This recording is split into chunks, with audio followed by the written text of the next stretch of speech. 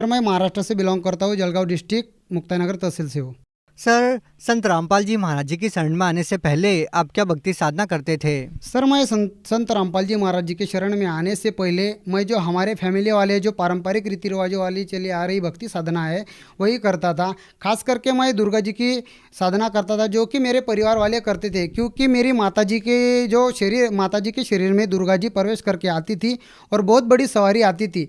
सवारी आने के बाद जो मेरी माता जी है वो कापूर की जो जत है जो हाथ पे जला के ऐसी मुंह में निगल लेती थी और ऐसे छोटे मोटे चमत्कार दुर्गा जी करती थी। उसके साथ साथ हमारे परिवार वाले जो हमारे इधर जो मुक्ताबाई नाम करके तहसील में संस्थान है, वहाँ पे हम हर साप्ताहिक महीने में एक बार एकादशी के दिन वहाँ पे पैदल जाते थे और एकादशी का व्रत भी करते थे। और उसके साथ साथ सर मैं महाराष्ट्र से बिलोंग करने की वजह से मैं पीर पैगंबर इनकी भी वह साधना करता था। उनको जैसे कि चादर चढ़ाना, मत्था टेकना और ऐसी छोटी मोटी मन्नतें मांगकर उनकी साधना करता था। उसके बाद में मैं खास करके बचपन से हनुमान जी की ज़्यादा करके साधना करता था। जैसे कि शनिवार में हफ्ते में एक बार उनको सुबह सुबह एक फूल माला चढ़ाना, नारियल फोड़ना और सुबह शाम उनका हनुमान चालीसा का नित्य पाठ करना, यह साधना सर जी मैं हाँ मेरे जीवन में करता था पहले। सर, आपने इतनी सारी पूजाएं साधनाएं की है, आप संतों के पास भी जाते थे, तो सर इन सब के बावजूद आपको ऐसा क्या लगा कि आपने संत रामपाल जी महाराज जी से नाम दीक्षा ली? सर यह साधना कर कर के हमें कुछ जो ऐसे आध्यात्मिक जो लाभ है उसके बारे में कोई जानकारी नहीं थी।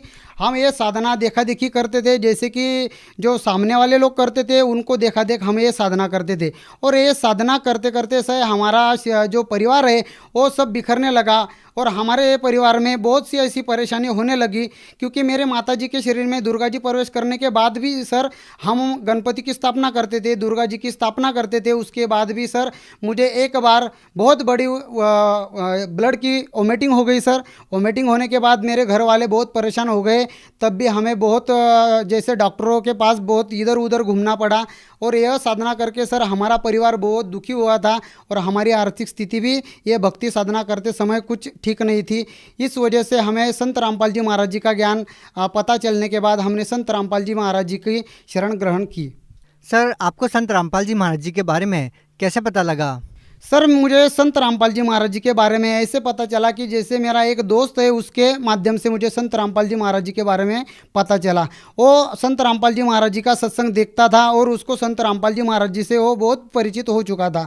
परिचित होने के बाद उसने मुझे जब बताया कि ऐसे ऐसे संत है संत रामपाल जी महाराज, जो कि इस दुनिया में ऐसा कोई ये नहीं है हल, जिस प्रश्न का हल जो संत रामपाल जी महाराज के पास नहीं हो, तो सर मैंने उसकी बात मानी और हर रोज़ाना मैं भी संत रामपाल जी महाराज जी का सत्संग देखना चालू कर दिया। सत्संग देखते देखते सर मैं भी जो संत रामपाल जी महाराज जो वेद शास्त्र खोल के ज्ञान बता रहे थे वो मैं भी घर आकर वो उसको ऐसे निचोड़ के देखता था कि ये सही बोल रहे हैं या गलत बोल रहे हैं। ऐसे मैं हर पल उनको ऐसा, एक बार मैंने ऐसा सोच लिया कि मैं इनको गलत भी साबित करूं, पर मुझ नीच पापी आत्मा से यह जो बात है ये मैंने ऐसी सोच ली थी, ये मुझे गलत निकली।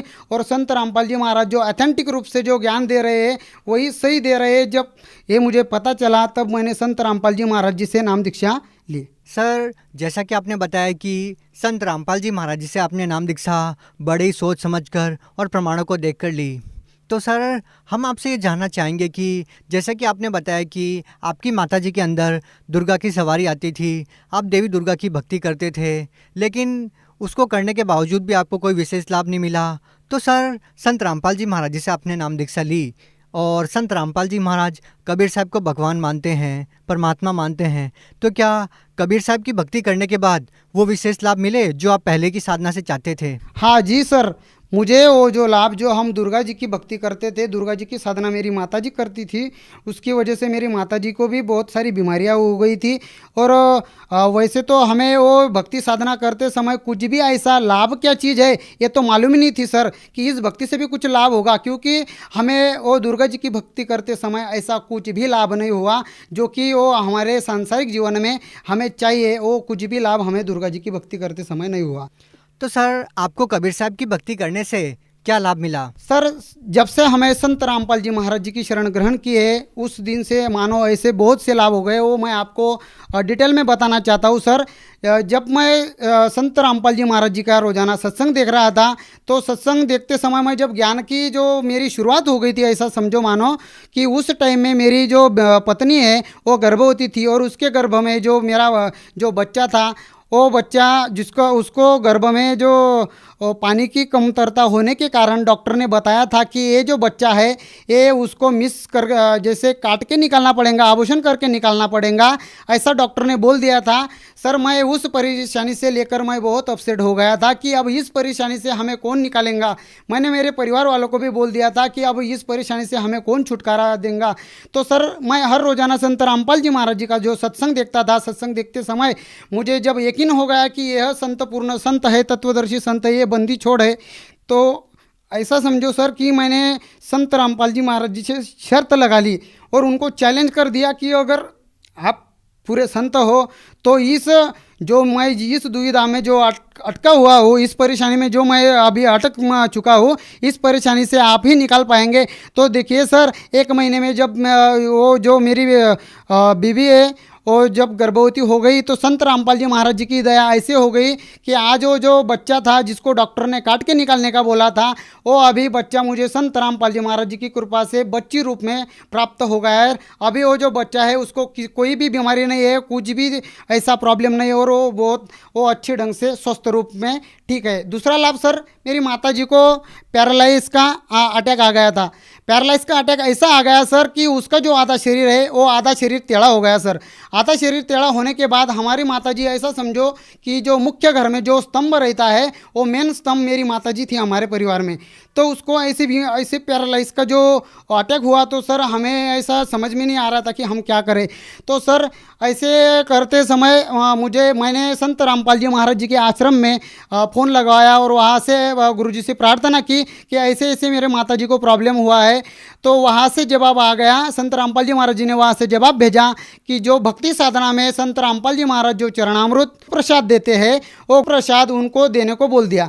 सर, रात के 8 बजे थे, जो चरणामृत और प्रसाद है वो हमने मेरी माता जी को दिया। और सर, आपको मैं बता नहीं सकता, इतना बड़ा चमत्कार हो गया कि मेरी माताजी का जो पैरालाइज जो आधा शरीर पूरा टेढ़ा हो गया था, वो शरीर अभी पूरे रूप से सुखरूप है। और जो मेरी माताजी हमसे रात भर में बात नहीं की, हम रात भर जागे और सुबह हमको 4 बजे नींद लग गई, तो 8 बजे सर मेरी माताजी उसके खुद ऐसे बेड पे खड़ी हो गई और उठ के हमसे बात करने लगी। तब हमें एकदम अचानक ऐसा लगा कि सही में संत रामपाल जी महाराज पूर्ण रूप से पूर्ण गुरु है, तत्वदर्शी संत ही संत रामपाल जी महाराज है, वही बंदी छोड़े और उन्होंने हमें इस तकलीफ से बाहर निकाला। चौथा लाभ सर, हमारी जो आर्थिक स्थिति इतनी ख़राब थी कि हमारे पास हम जो कमाते थे तो हमारे पास 1 रुपया भी नहीं बचता था। तो सर, संत रामपाल जी महाराज जी की शरण हमने जिस दिन से ग्रहण की, तो सर आज परमात्मा ने हमारी आर्थिक स्थिति इतनी प्रबल कर दी कि हमें किसी चीज़ की किसी के पास मांगने की ज़रूरत नहीं पड़ती है, और आज हमारी आर्थिक स्थिति और ठीक भी है। 5वां लाभ जो हमारे परिवार को संत रामपाल जी महाराज जी ने ये दिया सर कि हम दूसरे के खेती में काम करने जाते थे सर, संत रामपाल जी महाराज जी की कृपा से आज हमारा खुद का खेत है और हमारे खुद के खेत में हम अनाज बो रहे हैं और वहीं पे हमारा जो गुजारा चल रहा है। ये संत रामपाल जी महाराज जी की शरण ग्रहण करने के बाद हमें यह लाभ हो गए सर। सर, मैं बहुत नशेड़ी आदमी था सर, मुझे बहुत बड़ा नशा की लत लग गई थी। मैं नशा करते समय सर ऐसा मानो कि मैं दिन में 200-250 रुपये की गुटखा की पुड़ी खा लेता सर। गुटखा की पुड़ी खाने के बाद जो मेरे पेट में दर्द होता था, दर्द होते समय मैं किसी को बता नहीं पाता था, मेरे परिवार वाले को बता नहीं पाता था, क्योंकि वो मुझ पे चिका मारते थे, इसलिए मैं उनको नहीं बताता था। और गुटखा खाते समय सर मैं सिगरेट भी पीता था छुपके, घर वालों के छुपके से। और मुझे शराब की लत इतनी बड़ी लग गई सर कि मैं हर रोज़ाना शराब पीने लगा। शराब पीते समय मैं रात को जैसे कि मानो सर मैं हमारे महाराष्ट्र से जो इलेक्ट्रिसिटी बोर्ड है वहाँ पे मैं काम पे हूँ, तो मैं रात को 10-11 बजे वहाँ से ड्यूटी छूट के आता था, तो मैं रात के 10-11 बजे बहुत नशा कर शराब पी के आता था। तो मेरे घर वाले मुझे बहुत समझाते थे कि भाई देख, तू ये नशा छोड़ दे, अभी तेरी जो फैमिली है वो अच्छी है, वो फैमिली को तू संभाल ले। पर सर मैं किसी की बात मानता नहीं था, उनकी बात टाल लेता था, और हर रोज़ाना बस 1-2 दिन में मैं चुपचाप रहता था, फिर बाद में वही रिपीट कर लेता था। मैं अकेला जाता था, मैं किसी को लेके नहीं जाता था। मैं रोज़ शराब पी के आता था, और मेरे बीवी के साथ भी मेरा कुछ अनबनी बनी रहती थी, वो भी मेरे वास्ते बहुत डिस्टर्ब हो गई थी सर। तो मैं शराब पीते पीते मेरे शरीर में ऐसी छोटी मोटी बहुत बीमारियां हो रही थी सर। मेरा पेट दुखना, जैसे बुखार आना, तब भी मैं ये नशा नहीं छोड़ पा रहा था। तो सर संत रामपाल जी महाराज जी की मुझ पे ऐसी दया हो गई सर, कि संत रामपाल जी महाराज जी से जब मैंने ज्ञान सुना, ज्ञान से परिचित हुआ, और ज्ञान सुनने के बाद सर मुझे ऐसा लगा कि अभी ये जो चीज़ मैं कर रहा हूँ, इससे महापाप तो मेरी ज़िंदगी में मैंने कुछ भी नहीं किया। और जिस दिन से सर मैंने संत रामपाल जी महाराज जी की शरण ग्रहण की, उस दिन से आज तक है, मैंने ना कभी शराब पी है, ना मैं शराब को कभी छूता हूँ। और आज अभी ऐसा हो गया है कि उस चीज़ से तो मुझे इतनी घृणा आती है कि अगर मेरे सामने अगर कोई खाता है पीता है, तो मुझे ऐसा उल्टी जैसा होता है कि इस चीज़ से जैसे 500 फुट दूर ही रहूँ। सर देखिए, आज के आधुनिक दौर में आज की युवा पीढ़ी इन चीज़ों में विश्वास नहीं करती कि किसी संत के आशीर्वाद से या मंत्रों के जाप से इस तरह के लाभ मिलते हैं। तो आप उन लोगों को कैसे विश्वास दिलाएंगे, क्या कहना चाहेंगे? मैं मेरे जो युवा पीढ़ी वाले, जो मेरे भाई बहन, मेरे जो दोस्त परिवार वाले हैं, मैं उनको ये बात बताना चाहता हूँ कि इस धरती पे संत रामपाल जी महाराज एक ही ऐसे तत्वदर्शी संत है, जो कि आपका छोटे से छोटा और बड़े से बड़ा जो कोई प्रॉब्लम है, जो कोई नशे का प्रॉब्लम है, जो कोई बीमारी का प्रॉब्लम है, आप किसी भी परेशानी से अगर परेशान हो, किसी भी बीमारी से परेशान हो, तो संत रामपाल जी महाराज जी का सत्संग सुनो। सत्संग सुनने के बाद अभी ये जो समाज है अपना, ये एजुकेटेड है, इसको कोई भी फंसा नहीं सकता। आप इसकी जांच पड़ताल कर सकते हो। जांच पड़ताल करने के बाद आप तत्वदर्शी संत रामपाल जी महाराज जी से जिस दिन नाम दीक्षा ले लेंगे, आपको उसी टाइम में, उसी दिन से जो आप जो अपने परेशानी से छुटकारा पाने का जो सोच लिया है, उससे आप छुटकारा पा सकते हो। सर आप भगत समाज को क्या संदेश देना चाहते हैं? सर मैं मेरे जो पूरे भगत समाज जो देख रहा है मुझे आज, उनको यही प्रार्थना करना चाहता हूँ, क्योंकि संदेश तो सदगुरु संत तत्वदर्शी संत रामपाल जी महाराज जी दे सकते हैं। मैं तो सिर्फ हाथ जोड़कर उनसे प्रार्थना करना चाहता हूँ कि देखो, ये जो मनुष्य जीवन है, ये आपको बार बार नहीं मिलने वाला। ये जो मनुष्य जीवन आपको जो मिला है, इसका तुम वो कुछ अच्छे ढंग से उसका सफलतापूर्वक समझो, और संत रामपाल जी महाराज जी का ज्ञान समझो। ज्ञान समझने के बाद तुम संत रामपाल जी महाराज जी से जिस दिन से नाम दीक्षा ले लेंगे, उस दिन से आपका कल्याण 110% होने वाला है। तो यह संदेश मैं पूरे मेरे जो भाई बहन मुझे देख रहे हैं, यही प्रार्थना करके मैं उनको कहना चाहता हूँ।